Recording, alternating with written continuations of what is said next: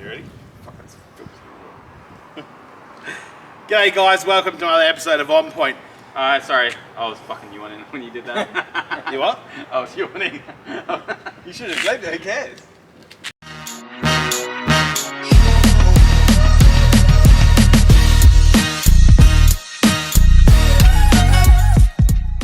G'day guys, welcome to another episode of On Point. Now this one is something that I think a lot of people take for granted. They already know, but look, some people may not, and it's exactly how to maintain your boat. Now we're lucky enough with the POLYCRAFT here, being our platform, that maintenance on a POLYCRAFT is far less than any other material in boats. I mean, Cameron, advantages over aluminium? Well, aluminium, if you don't wash it properly, you know, you can start getting a bit of corrosion in the hull, and that's the last thing you want to do. Yeah. And you also get that salt left on the hull as well. Yeah, it tarnishes it a little bit, so... Yeah. So, no corrosion with the poly, and I think the advantage with poly over fiberglass would be if you don't polish your fiberglass and keep your fiberglass up tip-top condition, it's going to become chalky, powdery, flaky, and it just doesn't appear nice. Now the good thing with a poly is, I mean, I know I could not wash this poly for 3 years, leave it out in the sun, and it's still going to look like the day I bought it, because the poly really doesn't deteriorate. UV stabilisation means that it is always going to look tip-top. But anyway, enough on how much we love the poly. We're really here to talk about washing a boat. So to wash a boat, what do we need? Of course we need a hose. What are we going to put on the end of the hose, Scott? I was actually going to spray you then. Obviously you need your nozzle, you obviously need your muss, and then obviously a good quality bucket. That one's seen better days, I think. You're also going to need... It still does the job though, doesn't it? A sponge, and you're going to need a real good cleaner.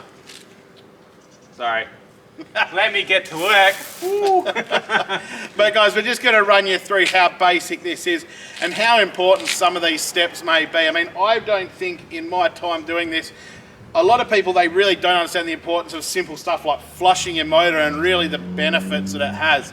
I know so many people who just garage a boat straight after being in the salt all day. Oh, exactly, and especially... I think we're all guilty of that, by the way. Yeah, and so if you garage your boat in the end of summer and you don't go out, you know, until next summer, you know, what's going to happen to the fuel that's still in the lines? You know, what's going to happen to the salt that's in the engine? It's going to start corroding the inside of the engine out. It's the last thing you want. But you learn from your mistakes as well, don't you? Exactly, but if you maintain it and flush it properly and all that, you're sweet to go next summer. So let's go through how to store your boat after you've been out on the water. Let's get to it. So from here on in, I'm going to navigate this one from behind the camera. You can see Scott to the left, Cameron to the right, and they're going to start off with rinsing the boat. Now, while Scott's rinsing the boat, I'm going to explain to you the importance of this. Rinsing the boat is going to get that initial salt build up off the boat, the grime, the grime from the road, grime from the road, and also give him a chance to de-stink his brother Cameron there.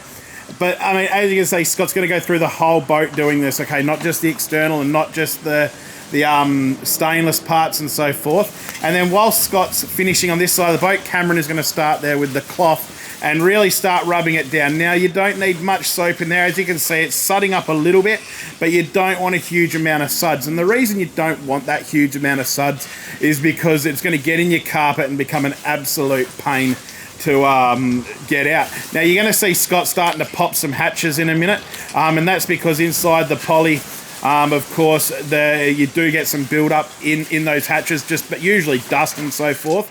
But another good thing to note is that he's just been underneath that boat and he's hosed the trailer off, and really get in there. I mean, he'll shoot some water down the pipes of the trailer later, and also, of course, keep in mind he'll get those bearings.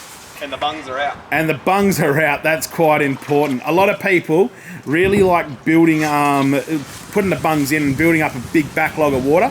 But all that does is it raises water into parts you may not need it. You're submerging electricals the whole time and so forth.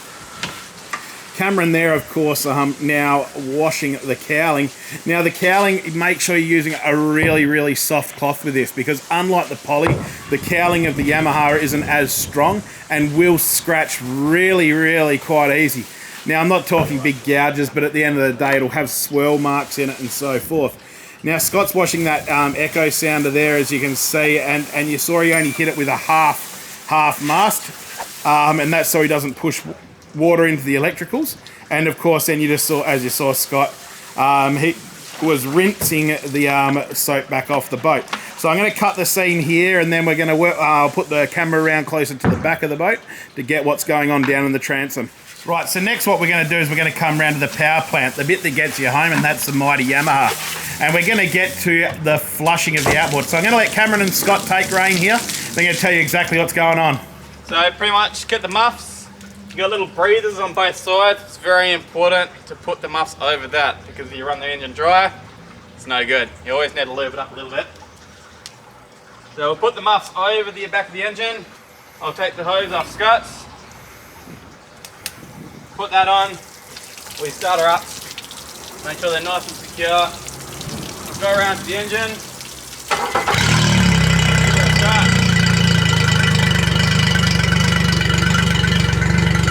We'll let that run for a couple of minutes.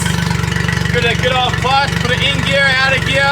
Make sure she's working good. Get all that salt water out the engine. We'll cut her off and store it away.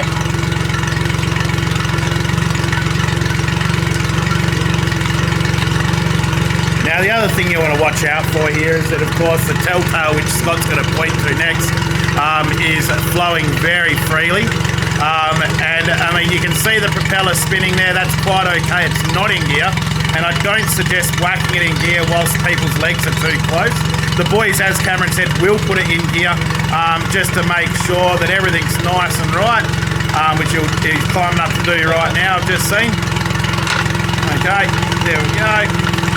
I really think if you want to become Edward Scissorhands, by all means, put your hands or limbs in front of the propeller. I think you'd be a pretty cool dude. I always thought that, maybe.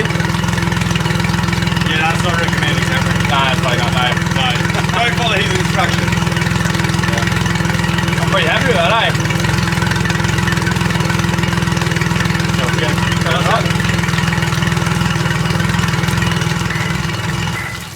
Now keep in mind, they've turned that off now, so they'll remove the muffs and get the water stopped for that particular area. Now there is, of course, a lot of additives you can put. I've seen inline salts, salt eliminators and stuff, but a good dose of fresh water is generally enough for a couple of minutes. The next thing you want to obviously do is open up the cowling there. Make sure no salt's got in. That looks clean as a whistle, but look, if it's looking that clean, you can choose to leave it or give it a bit of a psh, psh. You know, with any form of lubricant or corrosion stopper like WD-40 or Inox. What? CRC? CRC, perfect. So all Cameron's doing up the front there now is replacing the hatches. Scott's whacking the cowling back on, and all there really is to do now is, as I said, chamois the boat if you really want to. But of course, this boat gets used that often. We don't generally find chamoising is too necessary. Essentially, all that's going to happen now is it's going to go back under cover where it's nicely protected. And I tell you what, that's as quick and easy as it gets on how to wash a boat like a Poly. Now, keep in mind, if this was aluminium or this was glass, I think we'd probably take a lot more time on it because there's so many more critical areas. But at the end of the day, you can't damage Poly. It's really that good. Guys, is there anything else? I think we're pretty right. Well, I reckon that about narrows it up and all that, but you know, can't wait to go back out and in 2 days' time when the weather's looking good again. Till then, we'll see you on the next adventure, I guess. Yeah, I guess they will. Yeah. Hope it was helpful, guys. See you later. Catch you later.